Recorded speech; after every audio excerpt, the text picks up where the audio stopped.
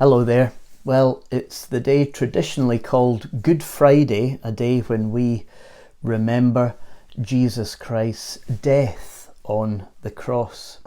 And a question a lot of people ask is, how can we call it good? How can we call it Good Friday?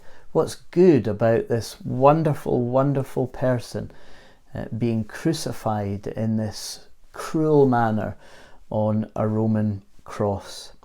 And we can see the point of that question, can't we? Because so much evil was done that day, so much wickedness was done that day. Here is Jesus, God's only Son, come to announce the coming of his kingdom, a kingdom of righteousness, a kingdom of mercy, a kingdom of love.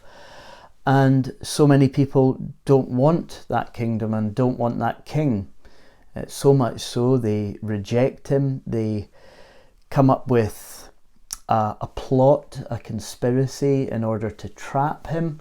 There are false accusations made, he's horribly mistreated, and it all culminates in his death on the cross.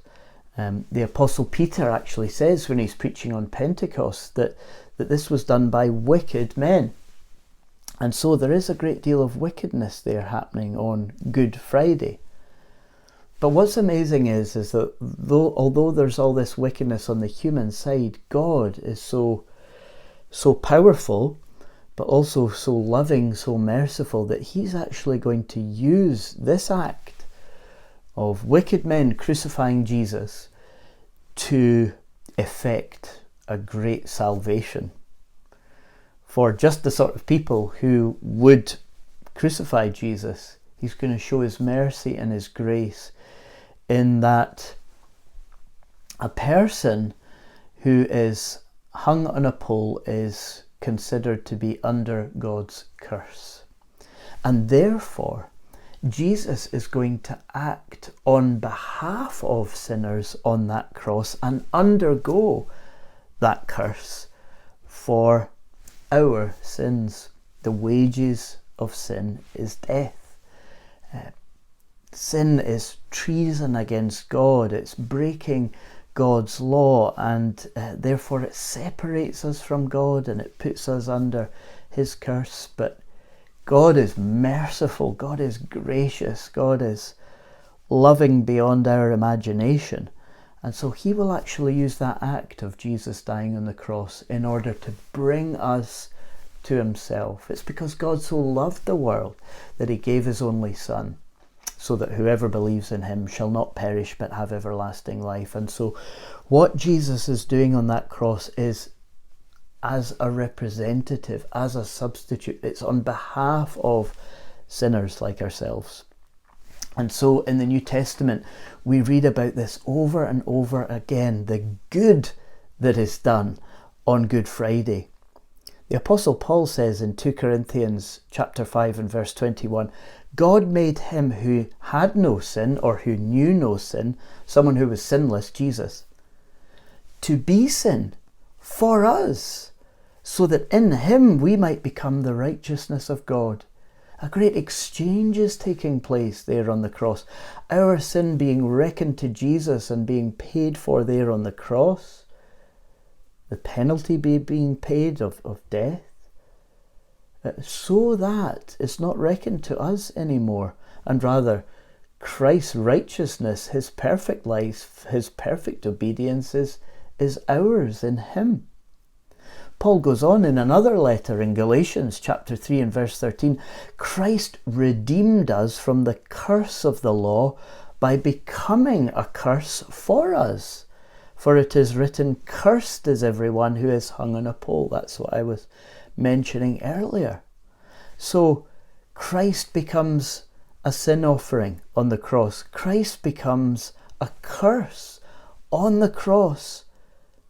But of course not for any sin he's committed. He hasn't committed any. It's, as Paul says in both those scriptures, for us, for us. And he goes on again in Colossians. You can see how this captivated the Apostle Paul. So marvellous was it. He says in Colossians 1:19 and 20, for God was pleased to have all his fullness dwell in him, that's Jesus, and through him, Jesus, to reconcile to himself all things, whether things on earth or things in heaven, by making peace through his blood shed on the cross. You know, it was a great act of war on behalf of humanity to kill God's own Son, but God used it to bring peace between ourselves and him. The peace of his blood shed on the cross. Sin separates us from God, sin alienates us from God, but Jesus, in dying for our sins, in our place, makes peace. Sin is dealt with, it's borne away on the cross, and therefore we can be reconciled to God and have fellowship with him. And this is something God designed, knowing what sinful human beings would do to his Son. He himself, the Apostle Peter writes, bore our sins in his body on the cross so that we might die to sins and live for righteousness. By his wounds you have been healed. That's why we can call it Good Friday. And we can also call it Good Friday because the cross is not the end of the story, is it? We can call it Good Friday because it effected such a great salvation that Jesus, by dying, actually conquered death. And that's what we'll be thinking about on Sunday, on Easter Sunday, on Resurrection Day. Peter, the apostle, goes on to say, "For Christ also suffered once for sins, the righteous," that's Jesus, "for the unrighteous," that's us, to bring you to God, so that the unrighteousness, the sin, the separation no longer exists. We're brought to God through the cross. He was put to death in the body. Yes, he was put to death in the body. But what happened then? He was made alive in the Spirit on Easter Sunday. So we remember it's Friday, Good Friday, but we also remember Sunday's coming. And that's also what makes it so good.